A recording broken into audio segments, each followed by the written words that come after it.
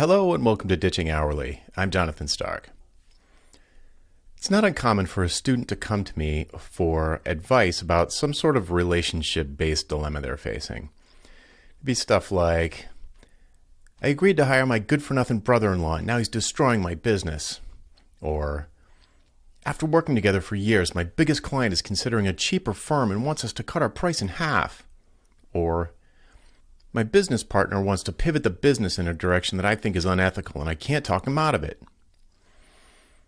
Statements like these are usually followed by thousands of words of backstory, full of slights and subtleties and worries and so forth. When they finally run out of steam, they conclude their monologue with the question, "So, what do you think I should do?" To which I would reply, in order of above, fire your brother-in-law, politely refuse to decrease your prices, and split up with your partner. Usually this is greeted with a few seconds of stunned silence followed by, "But it's not that simple." Yes, it is that simple. It's just not easy, and there's a big difference between the two.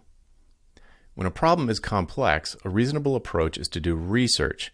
When a problem is simple, doing research is just procrastination. If your good-for-nothing brother-in-law is destroying your business, you need to fire him. It's not a complex problem, it's simple.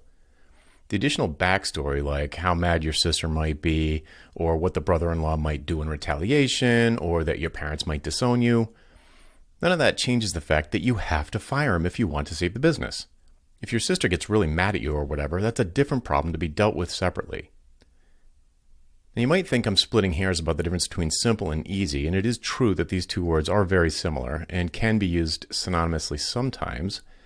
But in cases where you've got a hard decision to make, one's mind seems to want to put it off by tricking itself into thinking it's complex. Deep down, you know it needs to be done, you just don't want to do it. So you pretend it's complex and respond to the phantom complexity by researching it, air quotes.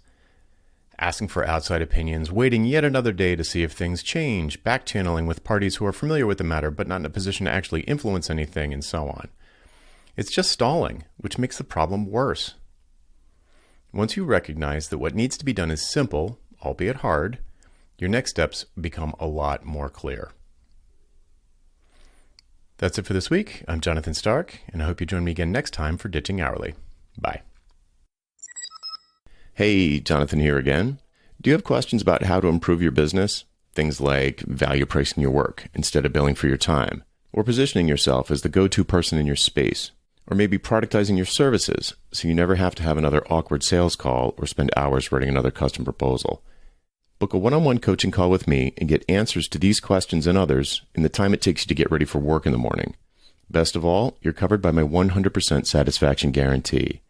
If at the end of the call you don't feel like it was worth it, just say the word and I'll refund your purchase in full.